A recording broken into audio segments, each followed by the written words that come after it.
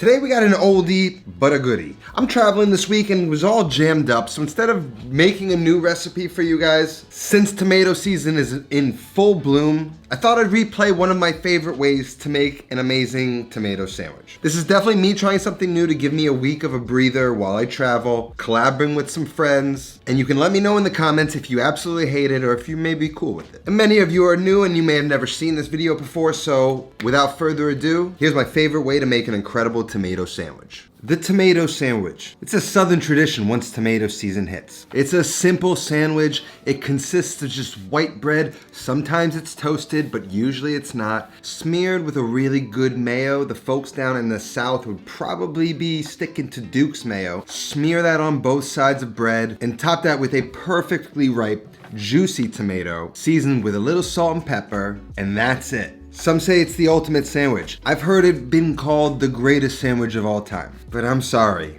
it's just kind of boring. If anything, it's an incomplete BLT, which is essentially a tomato sandwich anyway. But I have recently made a tomato sandwich that I think is worthy of obsession, and we're gonna make that today, so let's just jump right into it.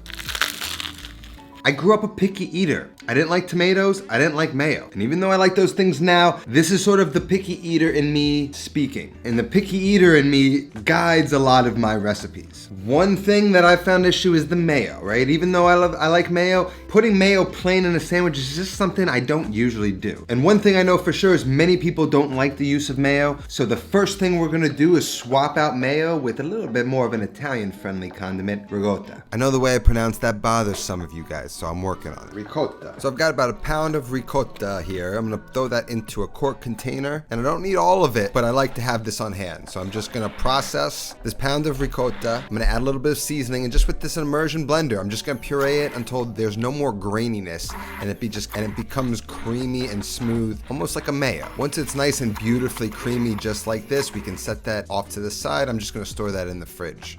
Then I have a whole bunch of basil, and I'm just gonna pick those leaves out, and I really just want like a nice heaping tablespoon of that. That's all gonna go into one sandwich.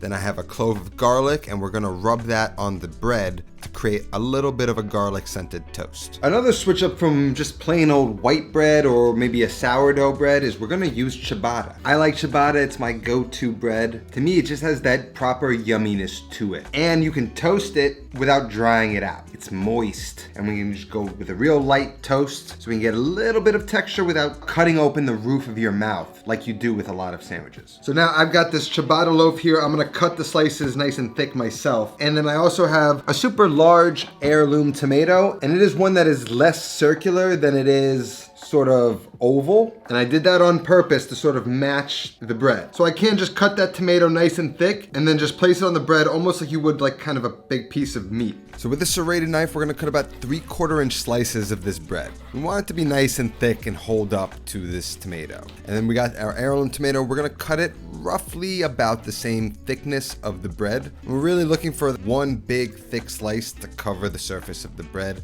And the only reason you make a sandwich like this is when you're starting with beautiful tomatoes like this. Then we're gonna pop the bread in the toaster, and we don't really want to do a hard toast. We want barely any color, but we still want it to be nice and crisp, so it's warmed, it feels fresh, and it is toasted, but it won't destroy the roof of your mouth. And the bread's gonna be hot, but right out of the toaster, you want to rub it with that piece of garlic. You might not think it's gonna do much, but it's gonna do a lot. And then to slightly cool the toast, I'm gonna lean the two pieces up against each other, not on the board, so they can steam and soften. We don't want that. And while they cool, we can bust out the secret weapon of this sandwich, salt and vinegar potato chips. Then we're gonna smear a thin layer of ricotta on each side of the bread. Not too much, just a nice thin layer across each piece of toast. Then we're gonna find a tomato that fits the sandwich, and we're gonna place that right on top one side of the bread. We're gonna season that with some salt, some pepper, a little bit of Italian seasoning, some Pecorino Romano cheese, and a little bit of really good olive oil. And then right on top of that, we're gonna take that handful of basil and we're gonna pile it on top. You wanna treat it like lettuce, so you're gonna add more than you really think you need. And on top of that, we're adding just a nice handful of the salt and vinegar potato chips. Stack it up as best you can and then take that top piece of toast and close that sandwich up and press it down. It'll break some of those potato chips, the sandwich sort of compress. We're gonna give it a nice cut with a serrated knife. And if after trying this, you still want that old boring tomato sandwich, then live your best life, but I'm sticking with this.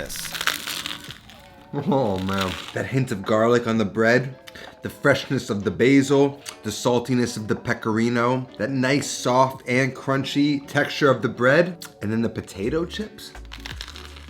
This is the tomato sandwich the Italian boy in me craves. And I promise, once you try it, you may never make a boring tomato sandwich again. Full recipe is going to be down in the description. That's all I got today. Until next time, take care of yourself and go feed yourself.